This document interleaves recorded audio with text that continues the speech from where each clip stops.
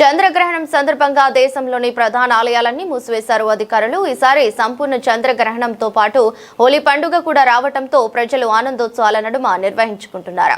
బుధవారం ఉదయం విశిష్ట పూజల అనంతరం భక్తులకు దర్శనానికి అనుమతిస్తామని ఆలయ అర్చకులు తెలిపారు. ఇక సంపూర్ణ చంద్రగ్రహణం రోజు తీసుకోవాల్సిన జాగ్రత్తలు, పాటించవలసిన నియమాలకు సంబంధించి మా ప్రతినిధి శ్రీకాంత్ కొండగట్టు నుంచి మరింత సమాచారం అందిస్తారు.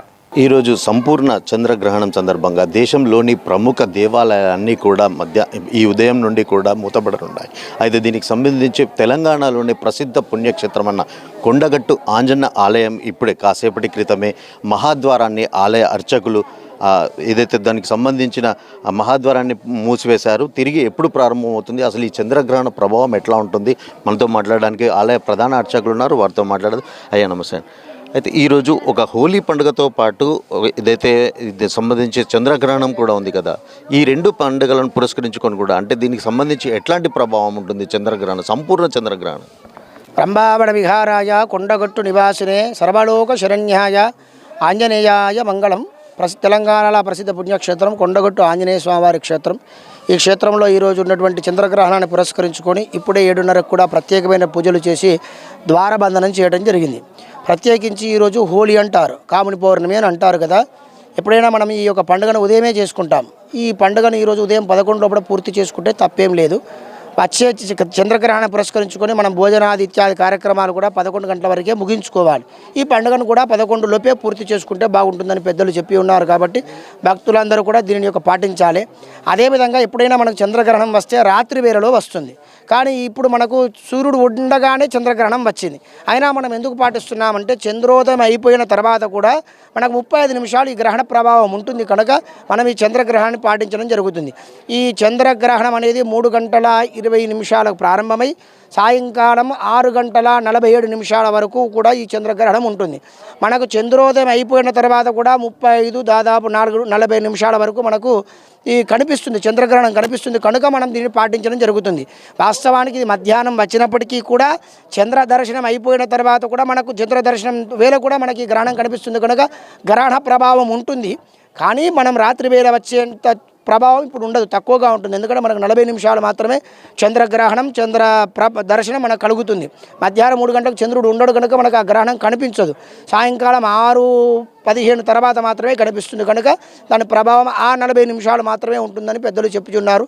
కాబట్టి ప్రత్యేకించి మన సాంప్రదాయాన్ని అనుసరించి గర్భిణీ స్త్రీలు కానివ్వండి, తర్వాత మనమందరం కూడా మనకి చంద్రుడి నుంచి గ్రహణం సంభవించినప్పుడు చంద్రుడి నుంచి వచ్చేటువంటి అతిలోహిత కిరణాలు అట్లాంటివి కూడా మన పదార్థాల మీద పడితే సరైనటువంటి జీర్ణం కాక తన విషతుల్యమైతే అని పెద్దలు చెప్పి ఉన్నారు కనుక అందరూ కూడా 11 లోపే భోజనాధికారులు ముగించుకొని సాయంకాలం 7 తర్వాత మన ఇల్లు శుద్ధి చేసుకొని నూతనంగా పదార్థాలు వంట చేసుకొని మళ్ళీ సాయంకాలం తినవచ్చు. ఎవరైనా రోగగ్రస్తులు కానీ, గర్భిణీ స్త్రీలు కానీ, చిన్నపిల్లలు కానీ ఉంటే వారికి ఈ యొక్క నియమాలు కూడా అంతగా పాటించవలసిన అవసరం లేదు. ఎందుకంటే ఆత్మారముడు భగవంతుడు మనసులోనే ఉంటాడు కనుక వృద్ధులకు, చిన్నపిల్లలకు ఇది పెద్దగా పాటించవలసిన అవసరం లేదని శాస్త్రం చెబుతుంది. జై శ్రీరామ్. సంబంధించి ఏ వారికి అశుభాలు కలుగుతాయి, ఏ రాశుల వారికి శుభాలు కలుగుతాయి? ప్రత్యేకించి ఇది మనకు సింహరాశి వాళ్లకు కనిపిస్తూ ఉంది. మనం భగవంతుని నమ్ముకుంటే ఏదైనా ప్రభావం తక్కువగానే ఉంటుంది. కాబట్టి ఎవరైనా ఎప్పుడైనా కూడా ఈ రాశి ప్రభావం ఏదైనా, ఇప్పుడు మనం 7.5 సంవత్సరాలు శని అంటాం. ఏ గ్రహం ఎప్పుడున్నా, ఎలాంటి గ్రహణాలు వచ్చినా ఇదంతా ప్రకృతిలో ఒక భాగమనే మనం భావన చేయాలి.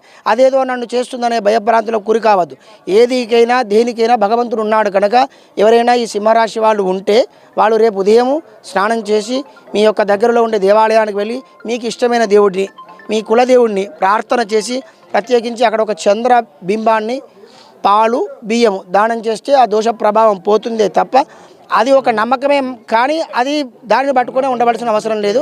భగవంతుణ్ణి తప్పకుండా మీరు అందరూ కూడా ప్రార్థన చేసి భగవంతుని పాదాలు గట్టిగా పట్టుకుంటే ఈ ప్రభావాలన్నీ కూడా భగవంతుడి యొక్క అనుగ్రహంతో తొలగిపోతాయి.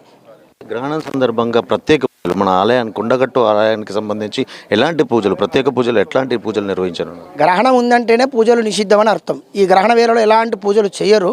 స్వామివారి యొక్క దేవాలయాలు మూసివేస్తారు. గ్రహణానంతరం మాత్రం సాయంకాలం సంప్రోక్ష పుణ్యవాచనం చేసి సంప్రోక్షణ చేసి దేవాలయం అంతా శుద్ధి చేసి దేవాలయంలో ఉండే ప్రతి వస్తువు శుద్ధి చేసి స్వామివారికి సాయంకాలం తిరుమంజనం అంటారు, దానిని సాంప్రదాయంలో తిరుమంజనం చేసి స్వామివారికి పునః మళ్ళీ ఆరాధన చేసి మధ్యాహ్నం పెట్టవలసిన నైవేద్యాన్ని సాయంకాలం నివేదన చేసి మళ్ళీ దేవాలయం మూసివేయడం జరుగుతుంది.